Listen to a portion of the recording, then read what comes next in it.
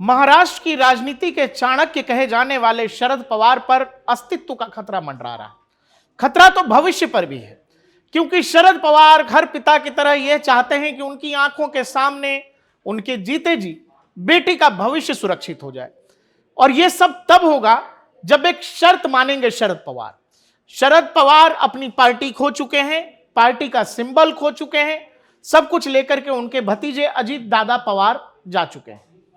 अब जो उनके सामने शर्त है वो शर्त यह है कि चाणक्य साहब, अब आपको करना यह है कि जो भी बची कुची आपकी पार्टी है, अगर आप इसका भविष्य चाहते हैं तो पहली शर्त, जो सूत्र ये बता रहे हैं वो ये कि पहली शर्त यह है कि आपको अपनी पार्टी का विलय करना पड़ेगा।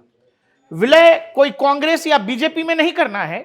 शरद पवार गुट एनसीपी का विलय होगा अजीत दादा पवार यानी ओरिजिनल एनसीपी। वो एनसीपी जिसके मुखिया कभी शरद पवार हुआ करते थे, वो एनसीपी के मालिक अब हैं भतीजे अजीत पवार।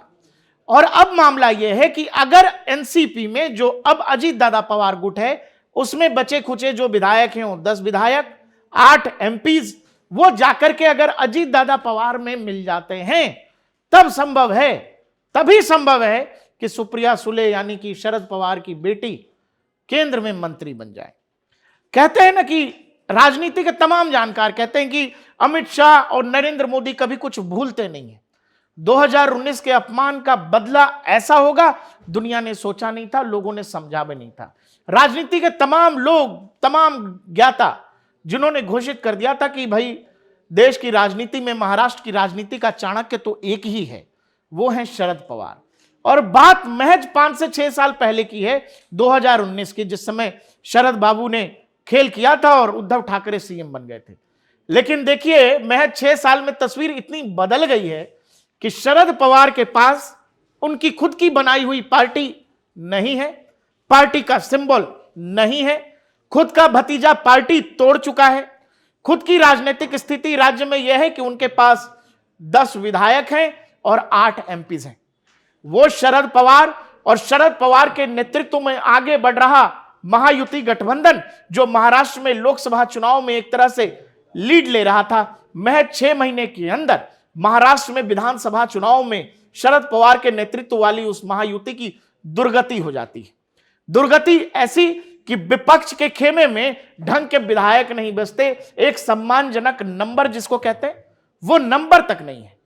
और यही राजनीति की सारी कहानी है। राजनीति में अगर लंबे समय तक आप केंद्र में भी और राज्य में भी जब सत्ता से बाहर होते हैं, आपको विपक्ष में बैठना पड़ता है, तो फिर बहुत कुछ आपके हाथ में रह नहीं जाता है। और उसमें भी तब जब आपके पास नंबर्स ना हो।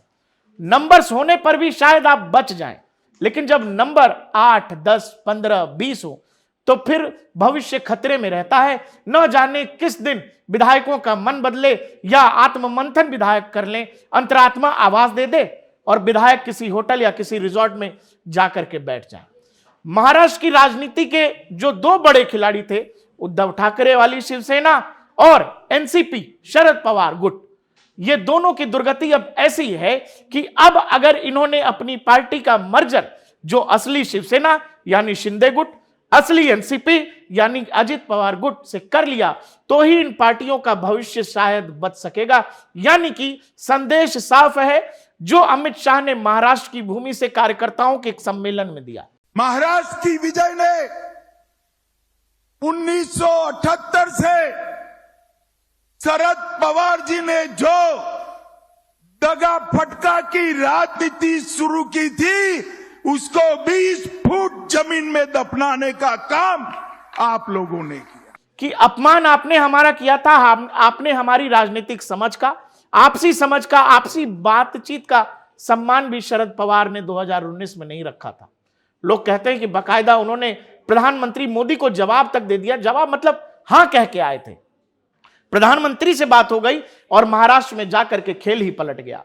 तो जब इस बात का बदला बीजेपी ले रही है तो इस रूप में ले रही है कि शरद पवार अगर चाहते हैं कि बेटी का भविष्य सुरक्षित हो, बेटी केंद्र में मंत्री हो, तो यह सब होगा तभी।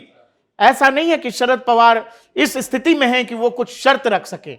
वो ब्लैकमेल कर सकें। वो स्थिति न राज्य के स्तर पर है, न केंद्र के स्तर पर है।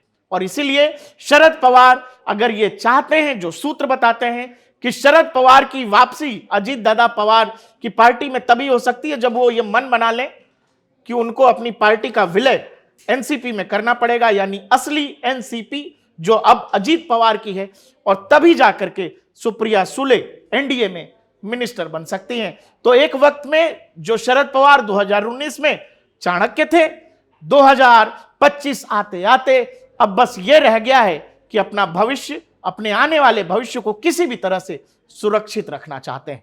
महाराष्ट्र की राजनीति में ये 360 का बदलाव महज 6 साल के अंदर हो गया।